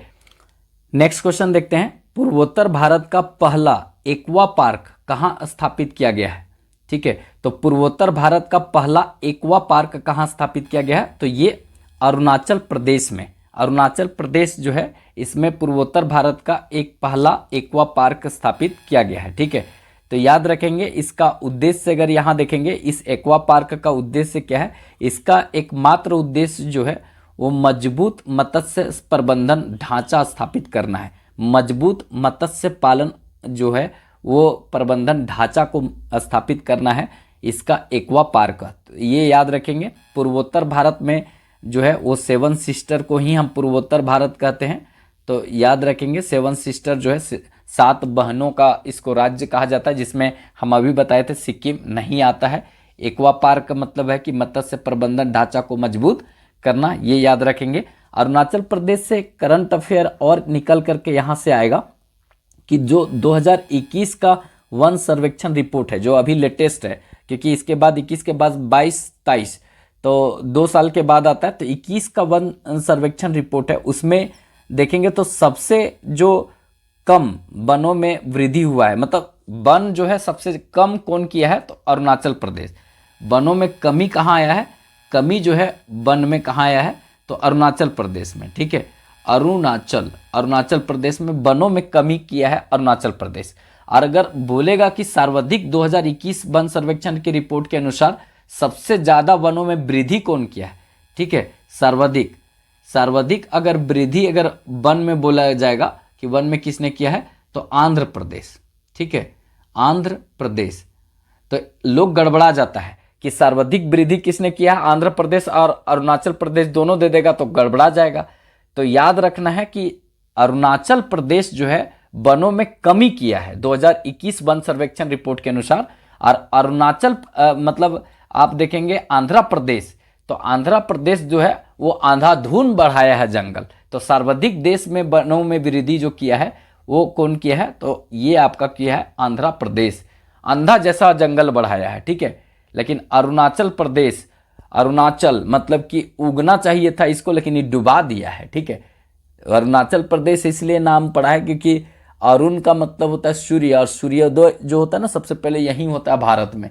ठीक है, और सबसे लास्ट में गुजरात में होता है। वो ज्योग्राफी जब बताएंगे ना तो उसमें डिटेल बताएंगे। ठीक है, तो इतना याद रखने की जरूरत है। लेकिन आप लोग एक बात बताइएगा, कुछ यहाँ पर भी मिला है। ठीक है, धातु तो कुछ यहाँ पर मिलने का संकेत मिला था, क्या था नहीं था वो आप लोग बताइएगा। ठीक है, अरुणाचल प्रदेश में जो है ना वो सबसे पहले देखा जाए तो ये घुसती है ब्रह्मपुत्रा नदी। नामचा बरुआ एगो पर्वत है ऐसे, और नामचा बरुआ पर्वत के ऐसे ऐसे घुसती है, और यहाँ पर ऊपर से सांगपो उंगपो के नाम से आती है ब्रह्मपुत्रा नदी। ठीक है, और चेमायुंग लुंगडुंग ग्लेशियर से निकलती है और ऐसे करके के आती है। ठीक है, और मतलब यहाँ पर जो है इसको दियांग के नाम से आगे बढ़ती, फिर सदिया से धुबरी तक इसको ब्रह्मपुत्रा कहते हैं, और फिर जमुना के नाम पर आगे बढ़ जाती है। ठीक है, तो इस तरह से ब्रह्मपुत्रा यहाँ पे घुसती है। याद रखेंगे लोहित उहित नदी का संबंध यहाँ अरुणाचल प्रदेश से मिलता है देखने को। तो ये चीज़ है। यहाँ पर एक दो को दर्रा का नाम बताइएगा जो बराबर पूछता है। ठीक है, जो बराबर यहाँ से क्वेश्चन पूछता है दर्रा। ठीक है, तो कौन कौन सा दर्रा है वो बताइएगा। ठीक है, देखिए यहाँ पर ये हो गया। अब हम आगे आ जाते हैं। आगे इंपॉर्टेंट क्वेश्चन है, देश में पहली बार लिथियम का भंडार कहाँ खोजा गया है। तो देश में पहली बार लिथियम का भंडार जो है वो जम्मू और कश्मीर में खोजा गया है। तो जम्मू और कश्मीर में लिथियम का भंडार मिला है। लिथियम आयरन बैटरी नाम सुने होंगे, गाड़ी उड़ी का बैटरी में, मोबाइल वोबाइल वाला जो एक प्रकार से सूखा सेल होता है, लिथियम आयरन बैटरी से बनता है।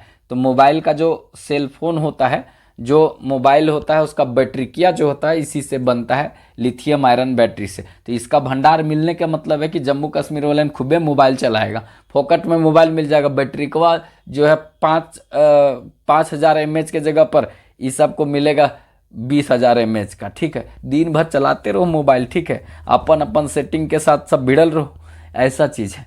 वैसे जम्मू कश्मीर जो है वो अभी केंद्र शासित प्रदेश है, आपको पता है। और हाल ही में चुनाव भी हुआ है। ठीक है, यहाँ जो है चुनाव करवाया गया है। चुनाव जो हुआ है यहाँ पर हुआ है, चुनाव हुआ है। तो याद रखेंगे यहाँ पर सीट जो है वो विधानसभा का सीट है 90। सबसे बड़ी बात है कि जम्मू कश्मीर में भी 90 है, और हरियाणा भी इसी के साथ हरियाणा में हुआ, हरियाणा। ठीक है, तो हरियाणा में भी कितना सीट है, 90।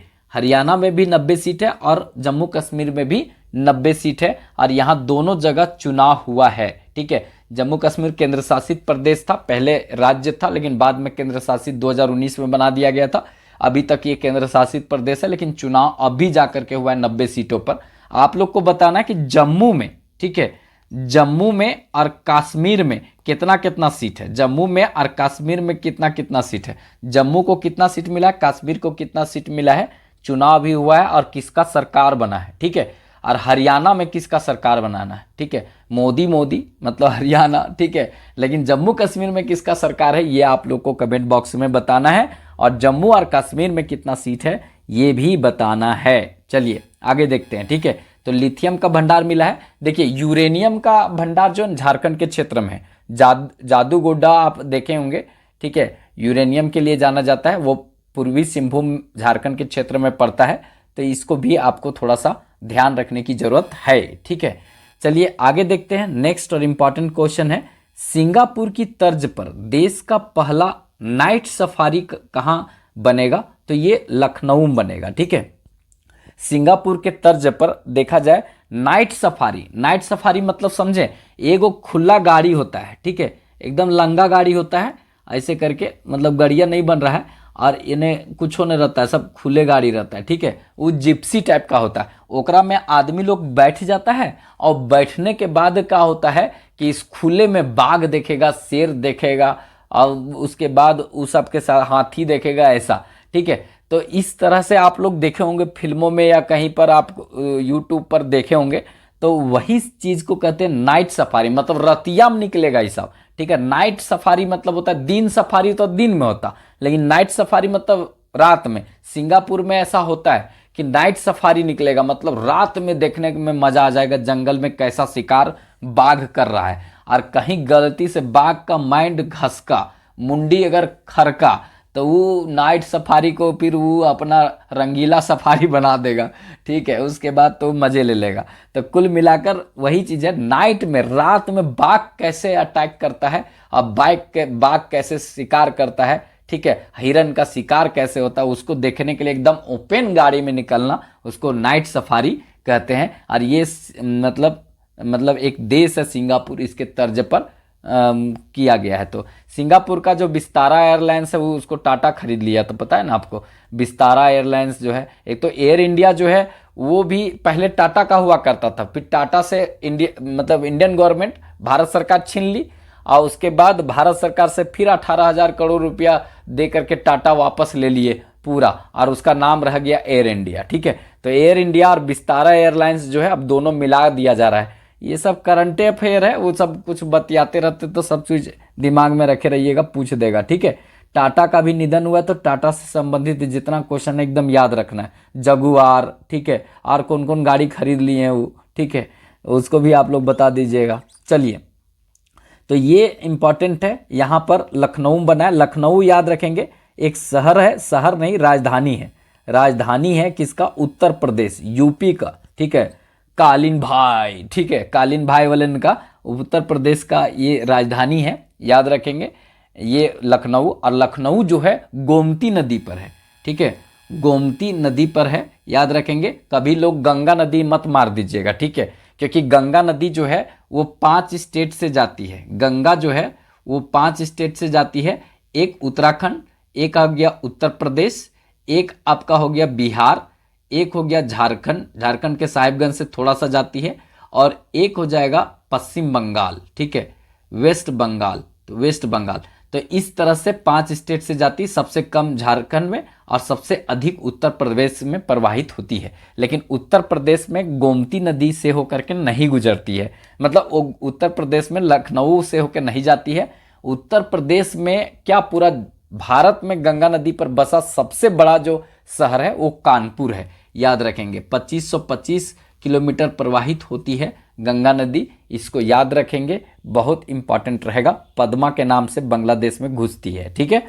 ये सब इंपॉर्टेंट बात है, कहीं ना कहीं क्वेश्चन पूछेगा, क्वेश्चन इन्ने से पूछे चाहे उन्ने से पूछे, क्वेश्चन तो पूछबे करेगा, ठीक है। चलिए आगे देखते हैं, इंपॉर्टेंट, ठीक है। दुनिया का सबसे बड़ा जंगल सफारी, देखिए अभी देखें नाइट सफारी, एक जैसा क्वेश्चन एक ही जगह रखे हैं, ठीक है।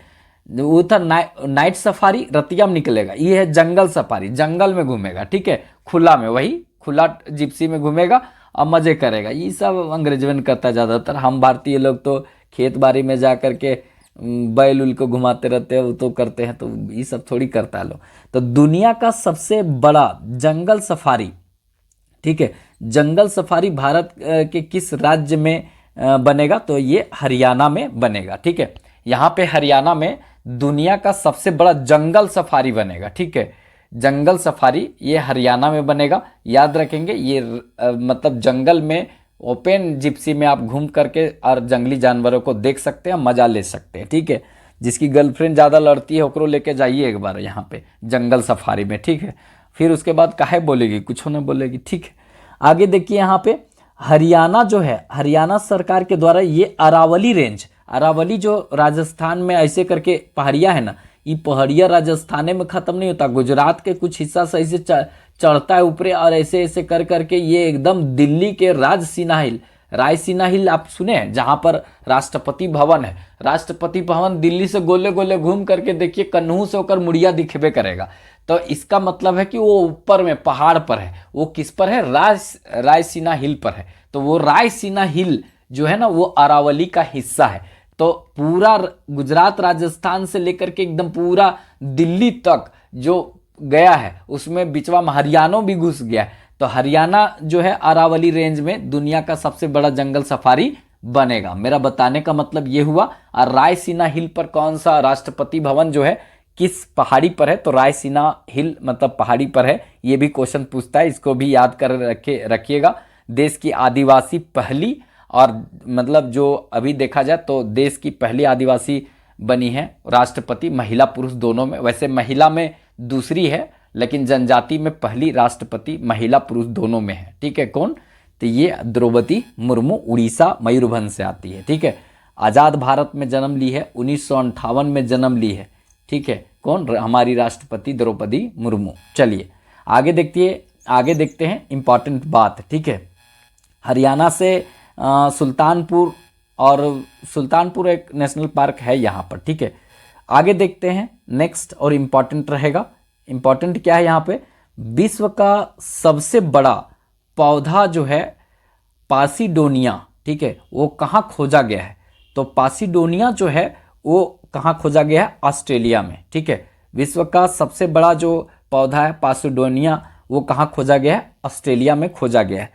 याद रखेंगे, ऑस्ट्रेलिया में जो है पासिडोनिया जो है विश्व का सबसे बड़ा पौधा खोजा गया है, ठीक है। ये क्वेश्चन पूछा जाएगा। ऑस्ट्रेलिया से 2-4 चीज याद रखेंगे। कंगारुओं का देश बोलते हैं इसको, ठीक है, कंगारुओं का देश बोला जाता है। एक बात यहाँ पर अगर आपसे पूछा जाएगा कि कौन सा ऐसा महाद्वीप है जिसमें, ये सबसे छोटा महाद्वीप है, ये याद रखिएगा।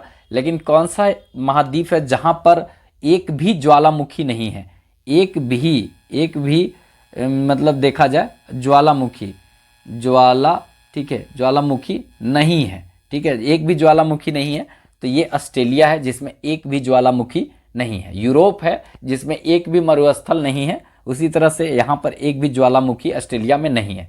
यहाँ पर एक है ग्रेट बैरियर रीफ, ठीक है, ऑस्ट्रेलिया में ग्रेट बैरियर रीफ है।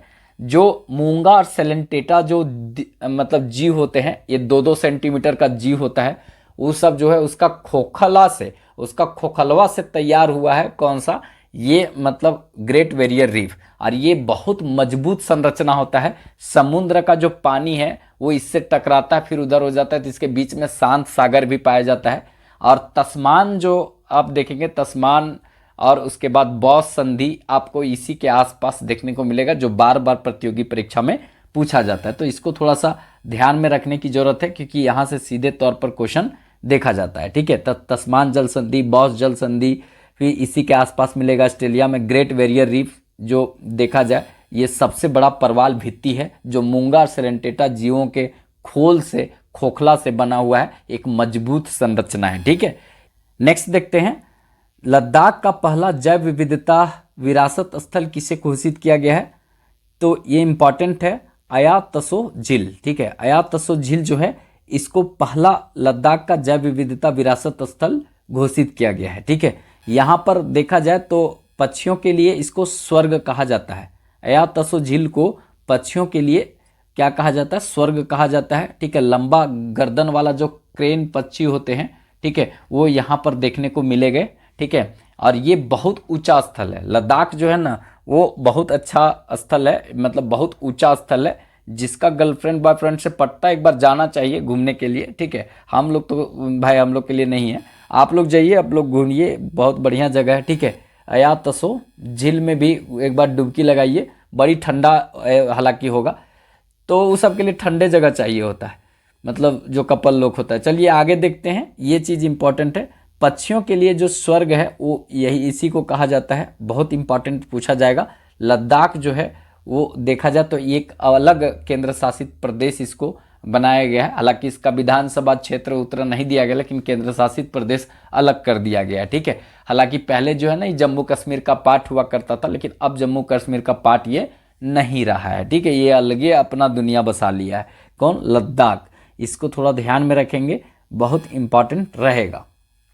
नेक्स्ट यहां पर देखते हैं IUCN, ठीक है। IUCN जो है इसको हिंदी में बोलते हैं, मतलब हिंदी जो है ना हमको नया टाइप का लगा, ठीक है। वैसे इसका इंग्लिश में फुल फॉर्म सब लोग जानता है, लेकिन यहाँ पर हिंदी इसका जो है अंतर्राष्ट्रीय प्राकृतिक संरक्षण संघ, ठीक है। इसका ये हिंदी है, ठीक है। इंग्लिश आप लोग लिखिएगा, मतलब देखेंगे तो IUCN जो है वो विश्व संरक्षण कांग्रेस 2025 कहाँ आयोजित होगा, तो याद रखेंगे इसका आयोजन UAE में होगा, ठीक है। संयुक्त अरब अमीरात में होगा, याद रखेंगे इसका आयोजन, ठीक है। और याद रखेंगे संयुक्त अरब अमीरात में एक जो देखेंगे तो दुबई वाला जो एरिया है वहां पर एक फ्यूचर म्यूजियम मिलेगा, एकदम आंख जैसा ऐसे बना हुआ, ठीक है, ऐसे गोल, और ऐसे गोल मिलेगा फ्यूचर म्यूजियम। मतलब 2072 में हमारा दुनिया कैसा होगा वो अभी ये दिखा दिया है। तो किसी को लगता है कि हमारा जिंदगी जो है गर्लफ्रेंड के कारण तंग हो गए हैं, तो वो जाइए फ्यूचर म्यूजियम में, ठीक है। और 2072 अभी ये देख लीजिए कि क्या पता खोपड़ी पर तांडव अभी जो आपका हो रहा होगा, तो 2072 तक नहीं टिक पाएंगे। तो जब नहीं टिक पाएंगे तो अभी ये 2072 की दुनिया देख लीजिए। पर्यटन के क्षेत्र में जो है ना वो काफी काम किया है ये UAE, ठीक है। तो यहाँ पर इसलिए क्योंकि इसके पास तेल है, इसको पता तेलवा खत्म हो जाएगा तो करने जाएंगे, ठीक है, मुंह छानने कहीं नहीं जाएंगे। तो ये पर्यटन को बहुत अच्छा बढ़ावा दिया है, ठीक है। अब पर्यटन को बढ़ावा दिया जिससे कि ये तेल खत्म होगा तो पर्यटन से कमाएगा। तो अभी सोना उना का खान उना पहाड़ उहाड़ मिल रहा है, खोदने के बाद वो मिल रहा है, तो अलग ही दुनिया की बात है। लेकिन इसके पास पर्यटन का जो है ना अलग एक अपना पहचान बना रहा है, ठीक है।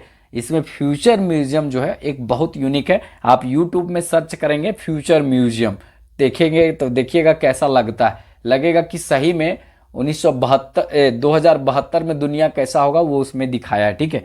तो ये जो है ना यहीं पर आयोजित होगा विश्व संरक्षण कांग्रेस 2025। तो इसको याद रखिएगा, यहाँ पर जितना भी इम्पोर्टेंट बात हो सकता है हम सब बताने का प्रयास किए। क्रिकेट जो इंटरनेशनल क्रिकेट जो एसोसिएशन है उसका यहाँ पे मुख्यालय भी है, ये भी याद रखिएगा। तो आप लोग को अगर वीडियो अच्छा लगे, ठीक है, अगर आप लोग को लगा होगा कि कंटेंट ठीक है, ठीक है, इसमें हम और मेहनत करेंगे, इसमें कोई दिक्कत नहीं है, लेकिन आप लोग का सपोर्ट, आप लोग का साथ चाहिए। वीडियो अच्छा लगे तो एक लाइक जरूर कर दीजिएगा, चैनल सब्सक्राइब कर लीजिएगा, ठीक है, और हो सके तो थोड़ा दोस्तों में शेयर कर दीजिएगा। तो चलिए फिर मिलेंगे नेक्स्ट वीडियो में, तब तक के लिए जय हिंद।